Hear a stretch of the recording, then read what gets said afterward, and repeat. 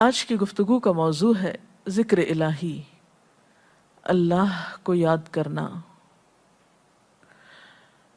اللہ تعالیٰ کو یاد کرنا خوبصورت ترین کاموں میں سے ایک کام ہے، بہترین عبادات میں سے ایک عبادت ہے۔ قرآن پاک میں اللہ تعالیٰ اس کے بارے میں فرماتے ہیں وَلَذِكْرُ اللَّهِ أَكْبَرُ، اور اللہ کا ذکر بہت بڑا کام ہے، بہت اچھا کام ہے۔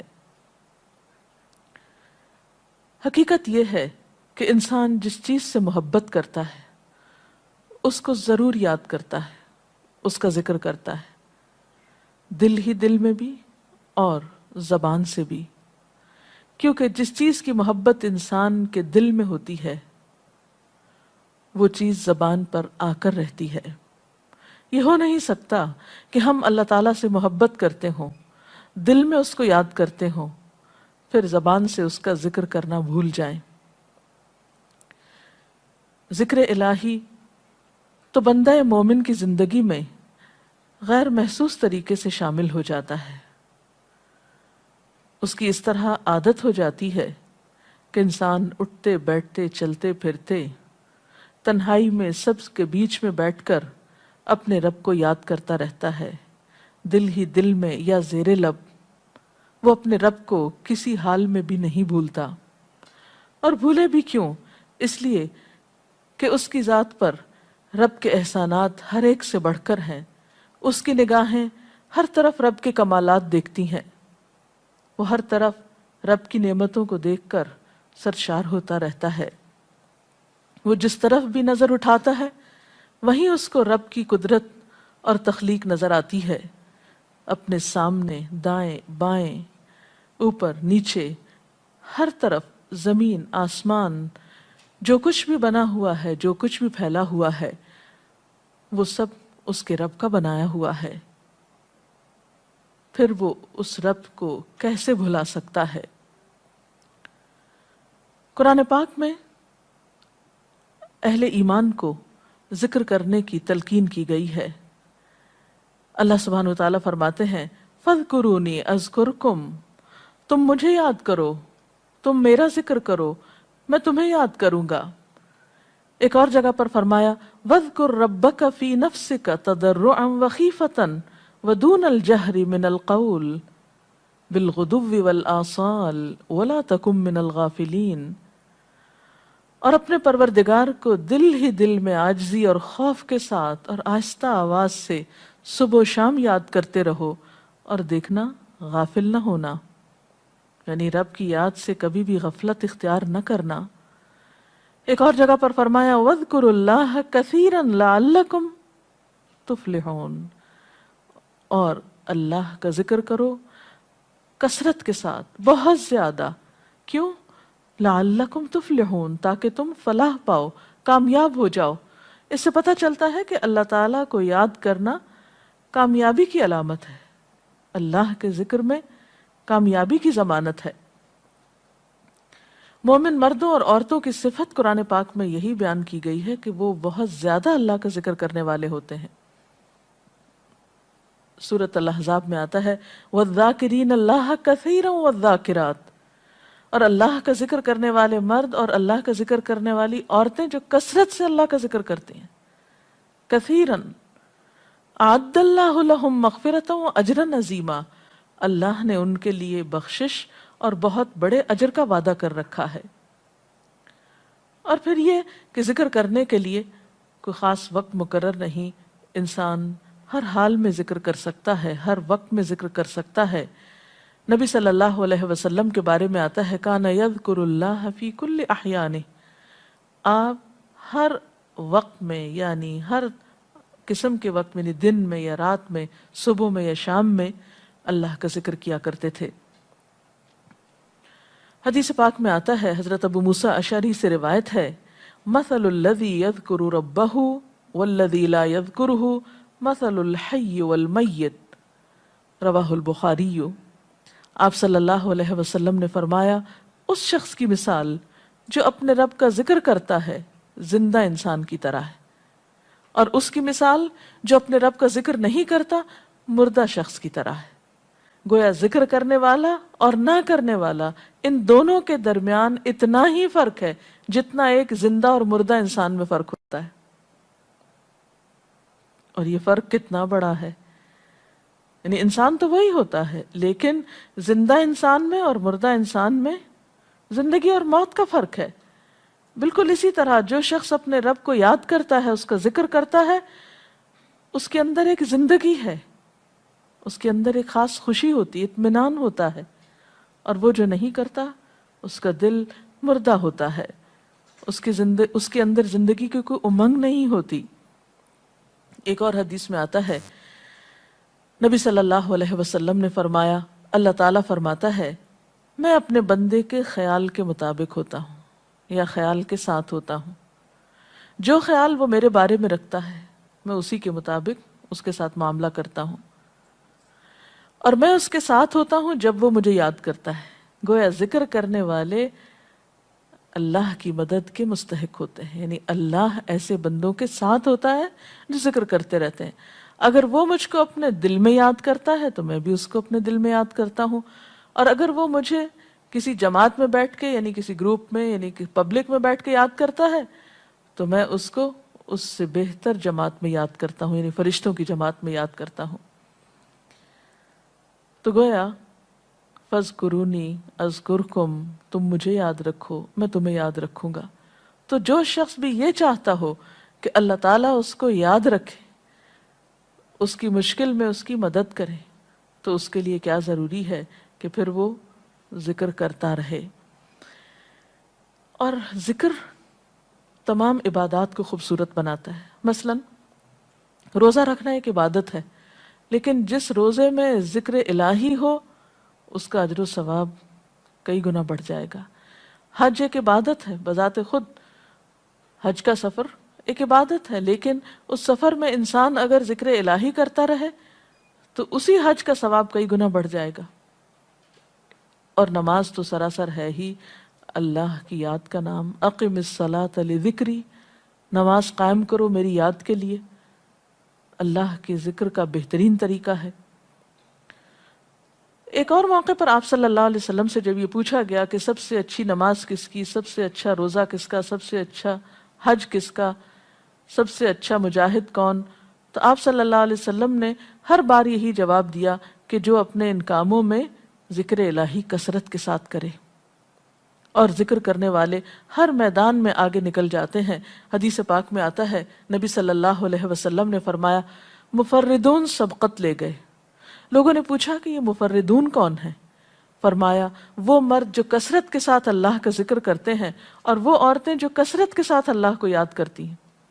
اور یہاں آپ نوٹ کر رہے ہیں خاص طور پر مردوں کے ساتھ ساتھ عورتوں کا ذکر بھی ملتا ہے. حضرت عبداللہ بن بصر فرماتے ہیں کہ ایک شخص نے عرض کیا یا رسول اللہ صلی اللہ علیہ وسلم، بے شک اسلام کے احکام مجھ پر بہت ہیں، یعنی ذمہ داریاں بہت ہیں، کرنے کے کام بہت ہیں. آپ مجھے کوئی ایسی بات بتائیں جسے میں اپنے لیے لازم کر لوں، یعنی میرے لیے آسان ہو اور میں پابندی سے کر سکوں. تو آپ صلی اللہ علیہ وسلم نے فرمایا لا یزال لسانک رطبا من ذکر اللہ، کہ ایک چیز پابندی سے پکڑ لو، اور وہ کیا کہ تیری زبان ہمیشہ اللہ کے ذکر سے تر رہے، ہر دم اللہ کو یاد کرتے رہو. اور یہ حقیقت ہے کہ انسان کوئی بھی کام کر رہا ہو، مثلا خواتین کھانا پکا رہی ہیں، گھر صاف کر رہی ہیں، واک کر رہی ہیں، کوئی بھی کام کر رہی ہیں اس طرح کا، تو اس میں ساتھ ساتھ اللہ کی یاد کرتی رہیں. سبحان اللہ، الحمدللہ، اللہ اکبر، استغفر اللہ، لا الہ الا اللہ، ان اذکار کا ورد کرتے رہیں، تو اس میں کام بھی ہوتا رہے گا اور اس کے ساتھ ساتھ اللہ کی یاد بھی ہوتی رہے گی. خصوصی طور پر دو کلمات ایسے ہیں جن کے بارے میں بہترین اجر کی خوشخبری سنائی گئی. آپ صلی اللہ علیہ وسلم نے فرمایا کلمتان، دو کلمات ایسے ہیں خفیفتان علی اللسان، جو زبان پہ بہت ہلکے ہیں، یعنی پڑھنے میں کچھ مشکل نہیں، ثقیلتان فی المیزان، میزان میں بہت بھاری ہیں، حبیبتان الی الرحمن، رحمان کو بہت محبوب ہیں. اور وہ کیا ہیں؟ سبحان اللہ و بحمدہ، سبحان اللہ العظیم. چلتے پھرتے، اٹھتے بیٹھتے، کام کاج کرتے تسبیح پڑھتے رہنا، ذکر کرتے رہنا، انسان کے دل کو جہاں اطمینان بخشتا ہے وہاں اس کے کام کو آسان بھی کر دیتا ہے اور اللہ کی مدد بھی ساتھ ہوتی ہے۔ اور قرآن پاک میں ایسے لوگوں کے لیے خوشخبری ہے، الا بذکر اللہ تطمئن القلوب، سنو اللہ کے ذکر سے دلوں کو اطمینان ہوتا ہے۔ اور ویسے بھی میزان میں بہت بھاری نیکی ہے۔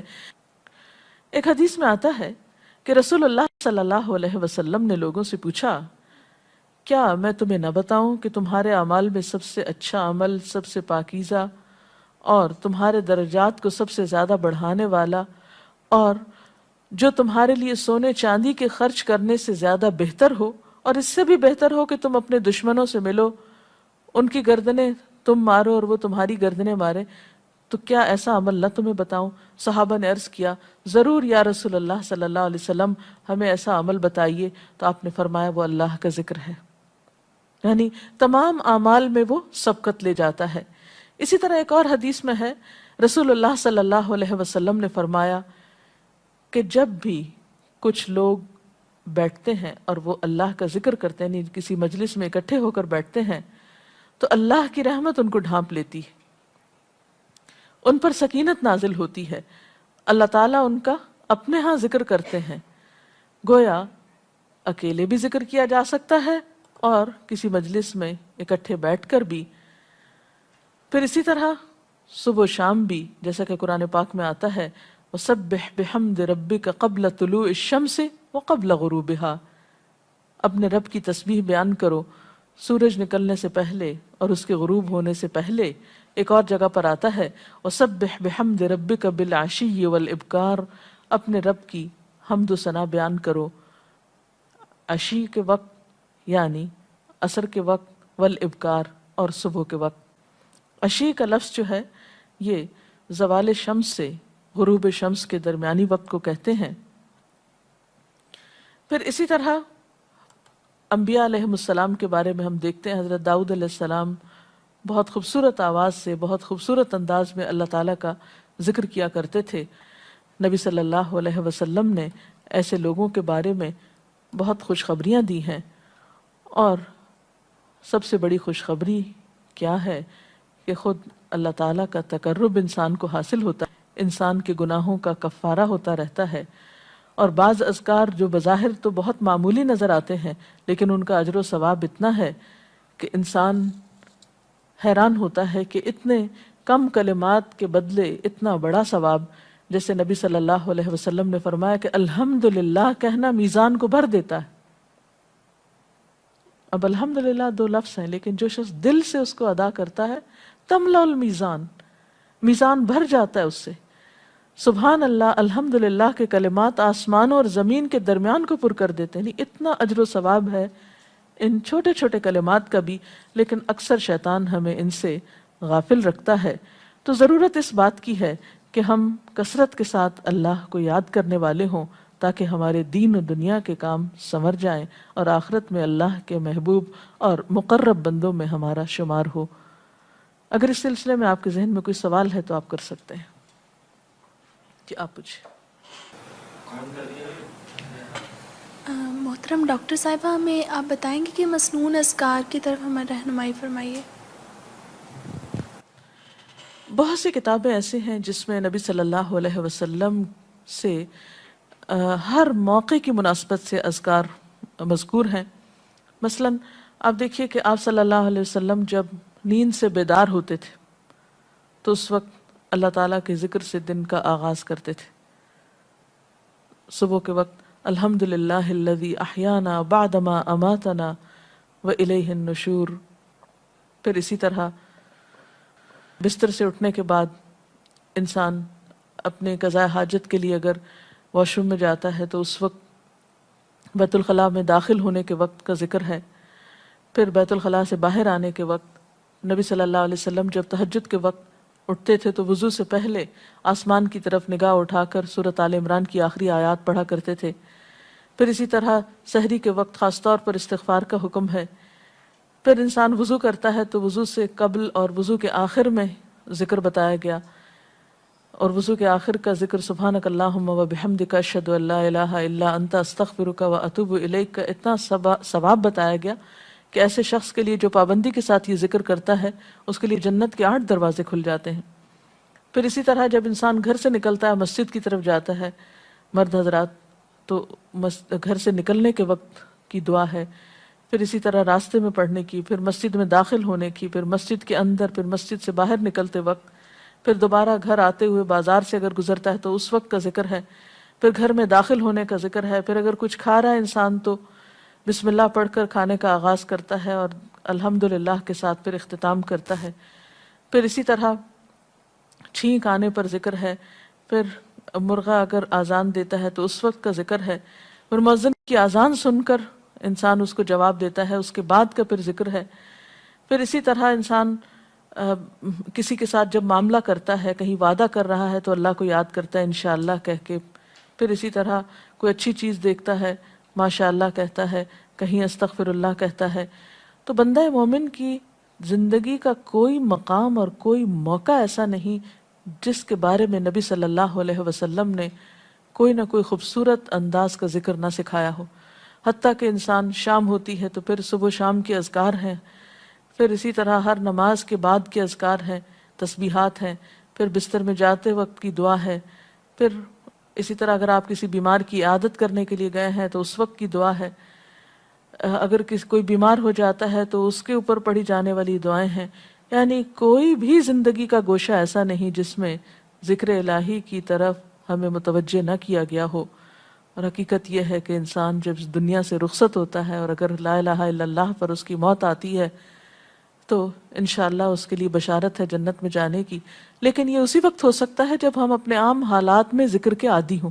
یہ نہیں ہو سکتا کہ عام طور پر ہم غافل رہیں اور اچانک موت کے وقت ہمیں یاد آ جائے۔ اور بات یہ ہے کہ جس خیر پر انسان دنیا سے رخصت ہوتا ہے اسی پر پھر قیامت کے دن اٹھایا جائے گا، اس لیے ذکر کو اپنی عادت میں شامل کر لینا چاہیے۔ جی آپ پوچھیے۔ ذکر اور دعا میں کیا فرق ہے؟ کیا دعا بھی ذکر میں شامل ہے یا ذکر اور دعا دو مختلف چیزیں ہیں؟ ذکر اور دعا دونوں ایک ہی چیزیں ہیں۔ ذکر کا مطلب ہے اللہ کو یاد کرنا۔ بعض اوقات انسان صرف دل میں یاد کرتا ہے، زبان سے نہیں بھی دہراتا تو وہ بھی ذکر شمار ہوتا ہے۔ بعض اوقات انسان کوئی مسنون کلمات کہتا ہے، بعض اوقات اللہ تعالیٰ کی تعریف اپنی زبان میں بیان کرنا، یہ بھی ایک طرح سے ذکر کرنا ہوتا ہے۔ اور دعا میں خاص طور پر کسی چیز کا مطالبہ کیا جاتا ہے، یہ کچھ مانگا جاتا ہے اللہ تعالیٰ سے۔ یعنی ہر دعا ذکر ہے لیکن ہر ذکر دعا نہیں ہوتی۔ ذکر کی کئی قسمیں ہیں جن میں سے ایک دعا بھی ہے۔ جی آپ پوچھیں۔ کیا ذکر کے لیے ہر وقت باوضو رہنا ضروری ہے؟ ذکر کے لیے ہر وقت باوضو رہنے کی شرط نہیں ہے۔ قرآن پاک میں اللہ تعالیٰ فرماتے ہیں الذین یذکرون اللہ قیاما وقعودا وعلی جنوبہم وَيَتَفَكَّرُونَ فِي خَلْقِ السَّمَاوَاتِ وَالْأَرْضِ رَبَّنَا مَا خَلَقْتَ هَذَا بَاطِلًا سُبْحَانَكَ فَقِنَا عَذَابَ النَّارِ۔ وہ لوگ جو اللہ کو یاد کرتے رہتے ہیں، کھڑے ہو کر، بیٹھ کر، لیٹ کر، اپنے پہلوؤں پر، اور کائنات میں غور و فکر کرتے رہتے ہیں، کہتے ہیں کہ پاک ہے تو اے ہمارے رب، ہمیں آگ کے عذاب سے بچا۔ تو اس سے یہ پتہ چلتا ہے کہ انسان بیٹھ کر، چلتے پھرتے اور لیٹ کر بھی اللہ کو یاد کر سکتا ہے۔ اب لیٹنے کی حالت ایسی جس میں سونا بھی شامل ہے، تو سوتے ہوئے اگر انسان ڈر جائے یا کوئی برا خواب ہے تو اس وقت بھی ذکر کرنا، مسنون ذکر موجود ہے۔ یعنی اس وقت بھی نبی صلی اللہ علیہ وسلم نے دعا مانگنے کا طریقہ بتایا کہ اب کیا پڑھو، تاکہ تم اس خواب کے خوف سے، اگر کوئی ناپسندیدہ خواب ہے تو اس سے باہر آ جاؤ۔ تو اب آپ دیکھیں کہ سو کر تو وضو باقی نہیں رہتا، اور اگر اللہ کی یاد کے ساتھ ہر وقت باوضو ہونے کی شرط ہوتی تو پھر تو شاید ہی کوئی ذکر کر سکتا ہر وقت، کیونکہ ایک مشکل کام ہے۔ وضو نماز کے لیے شرط ہے، نماز وضو کے بغیر نہیں ہوتی، لیکن ذکر آپ وضو کے بغیر کر سکتے ہیں، اور اس میں درود شریف بھی شامل ہے، آیت کریمہ بھی شامل ہے۔ ہاں افضل ہے اگر آپ کو توفیق اللہ نے دی کہ آپ وضو کے ساتھ ہیں اور وضو کے ساتھ ذکر کریں، لیکن اگر باوضو نہیں ہے تو ذکر سے آپ کو کوئی چیز روک نہیں سکتی، الا یہ کہ آپ بیت الخلاء میں ہیں، اس وقت ذکر نہیں کرنا چاہیے۔ ادروائز آپ عام روٹین کے نارمل کاموں میں اللہ تعالیٰ کو یاد کر سکتے ہیں، خواہ وضو سے ہوں یا بغیر وضو کے ہوں۔ جی آپ قرآن پاک جو ہم پڑھ رہے ہوتے ہیں تو کیا ضروری ہے کہ ہم بہت پراپرلی بیٹھ کر پڑھیں یا ہم ٹیک لگا کے یا ہم اپنے بستر پہ بھی پڑھ سکتے ہیں؟ افضل تو یہی ہے، پسندیدہ یہی ہے کہ انسان با ادب بیٹھے، لیکن اگر آپ قرآن پاک کا کچھ حصہ زبانی یاد کیے ہوئے ہیں، کچھ صورتیں ایسی آپ کو آتی ہیں اور آپ چلتے پھرتے ان کی دہرائی کرنا چاہتے ہیں تو ایسا بھی کر سکتے ہیں۔ اجتماعی ذکر کی کیا کیا صورتیں ہو سکتی ہیں؟ اجتماعی ذکر میں قرآن پاک کا پڑھنا، پڑھانا، سیکھنا، سکھانا، اس کو یاد کرنا، یہ تمام چیزیں آتی ہیں۔ اس کے ساتھ ہی آج کا پروگرام کا وقت ختم ہوتا ہے، اجازت چاہتے ہیں۔ السلام علیکم ورحمۃ اللہ وبرکاتہ۔ اللہ اکبر، اللہ اکبر، لا الہ الا اللہ، واللہ اکبر، اللہ اکبر وللہ الحمد۔